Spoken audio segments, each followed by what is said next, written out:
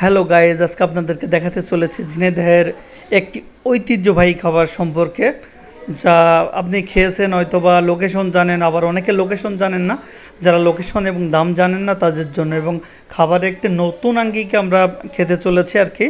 এটি ঝিনাইদহ পায়রা চত্বর সমস্ত ব্যস্ততম একটি জায়গা।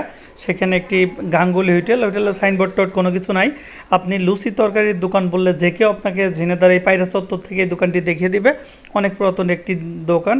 তো আজকে সবাই লুচি তরকারি খাই, আমরা লুচি তরকারির সাথে স্পেশাল একটি আইটেম খাবো।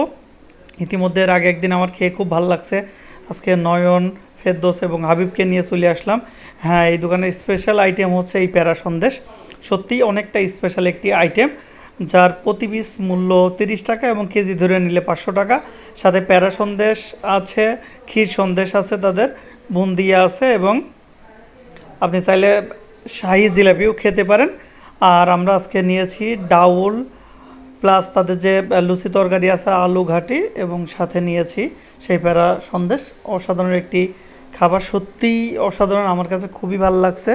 তো আপনাদেরকে লোকেশন দিয়ে দিলাম এবং খাবারের দামও একটু বলে দিই। সেটা হচ্ছে লুচি প্রতি পিস লুচি 5 টাকা করে, ডাউল নিলে 10 টাকা, আলু ঘাটি নিলেও আপনি 10 টাকার মধ্যে পাবেন। আপনি চাইলে এই স্থানে প্রতিদিন সকালে নাস্তা পাবেন এবং সকাল 10টা থেকে রাত 10টা অবধি এখানে এই খাবারগুলো পাবেন।